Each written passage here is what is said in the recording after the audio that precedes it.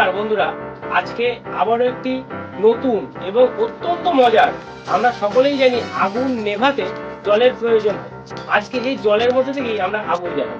তা কি করে হয় আজকে আমরা চলুন দেখে নিই। তার জন্য একটা রুম ফ্রেশনার এবং কিছু জল, যেটা বাড়ির কলের জল, স্বাভাবিক জল, এবং একটা শ্যাম্পু পাতা এবং আগুন জ্বালানোর জন্য দেশটাই নিয়ে নিই। একটা মোমবাতি চলুন চলুন দেখে নিই কিভাবে আমাদের এই জলের উপরে আগুন দেবে। ঠিক আছে, এদিকে চলে এসো, তোমাকে আজকে একটা পরীক্ষা দেখাবো। এই শ্যাম্পুটা ছিঁড়ে এতে ভালো করে তুলে দাও।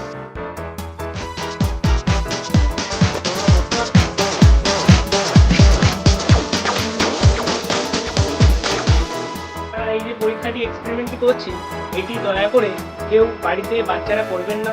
আমার দুটো বিজ্ঞানী দুটো সদস্যরা সেই জন্য বাড়িতে একা একা ট্রাই করো না, কারণ অত্যন্ত বিপজ্জনক। সতর্কতা নিয়ে আমরা অত্যন্ত সতর্কতা এবং আমাদের ব্যবস্থাপনা সঠিকভাবে নিয়ে কিন্তু আমরা পরীক্ষা করছি, এবং বড়দের সহায়তা এবং শিক্ষক শিক্ষিকার সহায়তা নিয়েই তোমরা করতে পারো। দেখুন, হাতে জল রয়েছে,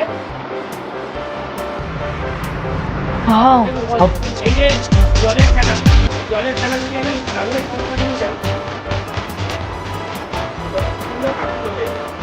এই মধ্যে তো জল ছাড়া, জলের মধ্যে যদি আমি এটা দিই,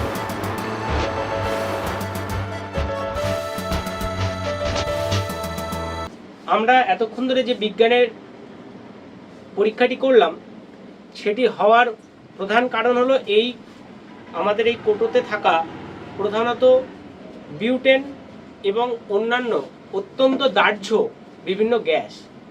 আমাদের আজকের সতর্কীকরণ হলো এই গ্যাসটি উনুনের পাশে বা রান্নাঘরে বা যে কোনো জায়গায় এই ধরনের কোটো, অর্থাৎ রুম ফ্রেশনার, বডি স্প্রে, এইগুলো রাখবেন না, কারণ অত্যন্ত দাহ্য বস্তু এগুলোর মধ্যে থাকে, অ্যালকোহল বায়বীয় আকারে থাকে, যার জন্যে এটি কিন্তু অত্যন্ত দাহ্য। যার জন্য এই আমরা যে ফেনাটা নিলাম, আমরা এই শ্যাম্পু দিয়ে গোলার পরে যে ফেনাটা নিলাম, সেই ফেনাটার মধ্যে অত্যন্ত বায়বীয় আকারে এই গ্যাসগুলি কিন্তু ওর মধ্যে জমা হয়েছিল, যার জন্যে সাথে সাথে আগুন যাওয়া মাত্রই ওটি দাউ দাউ করে জ্বলে উঠতে পারল।